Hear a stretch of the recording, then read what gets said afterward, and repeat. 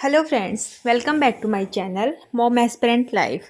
आई hope आप सब अच्छे होंगे और आपकी तैयारी भी अच्छी चल रही होगी। तो हम टीचिंग एस्पिरेंट के लिए 2025 का जो साल है, जो 2 महीने बचे हुए हैं, ये हमें खूब सारी वैकेंसीज दे के जाएगा और इन वैकेंसीज का फ़ायदा हमें उठाना है। और लास्ट के 2 मंथ जो बचे हुए हैं इस साल के, उसमें इतनी मेहनत करनी है कि जो आने वाला नया साल है वो हमारे लिए खूब सारी खुशियाँ लेके आए। तो ईएमआरएस के फॉर्म आपने अप्लाई कर दिए होंगे। अगर आपका सीटेट हो रखा है तो, और डी ट्रिपल एस बी के फॉर्म निकले हुए हैं, वो भी आप ज़रूर अप्लाई कर देना। और जिनका सीटेट नहीं हो रखा, उनको ये हुआ कि काश हमारा सीटेट हो रखा होता तो हम भी इन वैकेंसीज़ के लिए अप्लाई कर सकते। तो जो फ़ेब में आपका सीटेट होना है, आप उस पे फोकस करो पहले, नहीं तो फिर जो नेक्स्ट वैकेंसीज आएंगी नेक्स्ट ईयर, उनमें भी आप यही सोचोगे कि काश मेरा सीटेट हो रखा होता तो मैं अप्लाई कर पाती।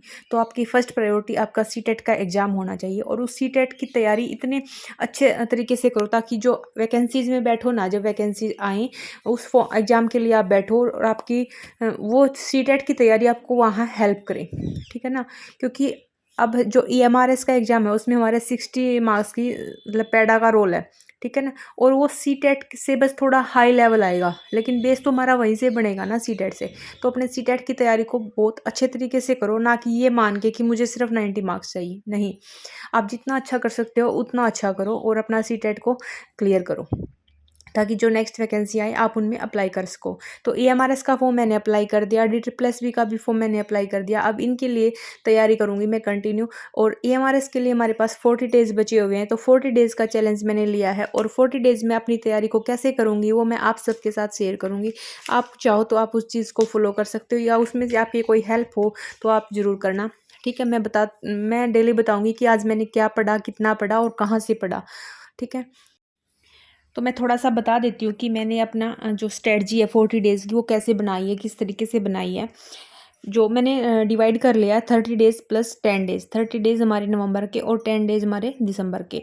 जो फर्स्ट हमारे 30 डेज़ हैं उसमें हम उन सब्जेक्ट्स को लेंगे जो हमारे मोस्ट स्कोरिंग है, ठीक है। तो उसमें से मैंने 90 मार्क्स का लिया है। 30 डेज़ से मुझे 90 मार्क्स का जो सिलेबस है मेरा वो कवर करना है।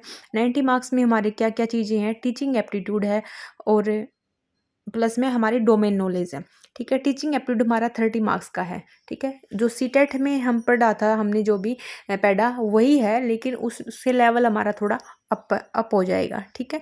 जो डोमेन नॉलेज है उसके अंदर क्या चीज़ है, उसके अंदर केस स्टडी है, एनईपी है और एक्टिविटी पैडा है, ठीक है। तो ये 30 मार्क्स का हमारी डोमेन नॉलेज है।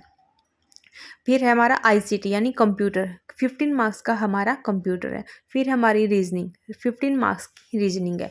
तो फर्स्ट जो मतलब 30 डेज़ है, यानी जो मेरा नवंबर का मंथ है, उसमें मैं ये 4 सब्जेक्ट्स करने वाली हूँ, ठीक है। उस 30 डेज़ को मैंने 20+10 कर लिया है कि जो स्टार्टिंग है 20 डेज़ है उसमें क्या करूँगी मैं, टीचिंग एप्टीट्यूड करूँगी अपना कंप्लीट। और हमारी डोमेन नॉलेज वाला जो सब्जेक्ट्स है 30 मार्क्स का, इसमें एनईपी आएगी 10 मार्क्स की और केस स्टडी के 2 क्वेश्चन आएंगे। वो पैराग्राफ बेस होते हैं कि एक आपको पैराग्राफ दे दिया जाएगा और कि हाँ ऐसा ऐसा केस है, तो इस टाइप से आप सिचुएशन है ऐसी कोई, तो इस टाइप से आप उस सिचुएशन को कैसे हैंडल करोगे, ठीक है। बच्चों को कैसे टैकल करोगे, बच्चों को कैसे समझाओगे। तो इस टाइप से केस स्टडी के 2 क्वेश्चंस आएंगे और एक्टिविटी पैड आएगी 10 मार्क्स की। तो पहले जो मेरे 20 दिन होंगे नवंबर के, उसमें ये दोनों चैप्टर्स दोनों सब्जेक्ट्स हैं मैं वो अपने क्लियर करूँगी, यानी 60 मार्क्स के।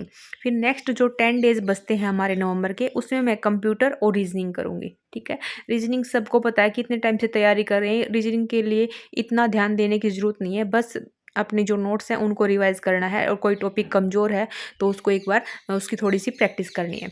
तो इसके साथ मैं क्या करूँगी, कंप्यूटर और रीजनिंग के करने के साथ इसके साथ मैं ये करूँगी, जो मैंने पढ़ लिया अपना टीचिंग एप्टीट्यूड और डोमेन नॉलेज 60 मार्क्स का, उनकी प्रैक्टिस करूँगी, ठीक है। उनका रिवीजन और उनकी प्रैक्टिस मैं इसके साथ ऐड करूँगी, यानी लास्ट के 10 डेज हैं जो मेरे नवंबर के, उसमें मैं कंप्यूटर रीजनिंग के साथ अपने ये 2 सब्जेक्ट्स का रिवीजन करूँगी, ठीक है। उसके बाद दिसंबर के हमारे पास 10 डेज बचते हैं और हमारे मार्क्स क्लियर, जो हमारे 40 मार्क्स हैं उनकी हमारी तैयारी बचती है। जो हम दिसंबर में करेंगे। ठीक है, उसमें हमारा जीएस, जीएस पता है इतना वास्ट वास्ट सब्जेक्ट है, हम अलग अलग सब्जेक्ट्स की तैयारी नहीं करेंगे 10 मार्क्स के लिए कि मैं पूरी हिस्ट्री पढ़ रही हूँ, पूरी पॉलिटी या पूरी ज्योग्राफी, नहीं, ऐसा कुछ नहीं करने वाले। ल्यूसेंट में से कुछ कुछ इंपॉर्टेंट, जैसे कौन सा फेस्टिवल कहाँ मनाया जाता है, असम में क्या चीज़ फेमस है, नागालैंड में क्या चीज़ क्या है, मतलब इस टाइप से क्वेश्चंस, जो भी इंपॉर्टेंट टॉपिक्स हैं वो क्वेश्चंस मैं यहाँ करूँगी ल्यूसेंट बुक में से लास्ट के 10 डेज़ में। और इंग्लिश और हिंदी का अपना रिवीजन, जो भी मेरे नोट्स हैं उनको रिवाइज़ करूँगी, और ऐसे ही मैं हिंदी में करूँगी। ठीक है, तो इस टाइप से मैंने अपना स्ट्रेटजी बनाई है 40 डेज़ की।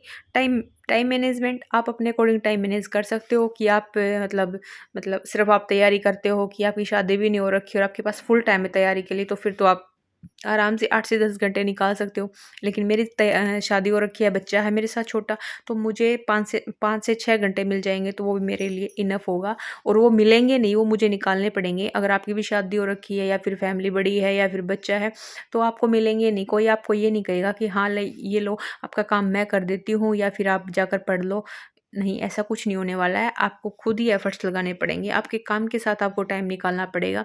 आपको अपनी नींद छोड़नी पड़ेगी, आपका जो भी कंफर्ट ज़ोन है उसको छोड़ना पड़ेगा। तो इस टाइप से मैंने अपना टाइम डिवाइड किया है कि 2 घंटे मैं सुबह निकाल लूँगी, 2 आराम से निकल जाएँगे अगर हम जल्दी उठेंगे तो।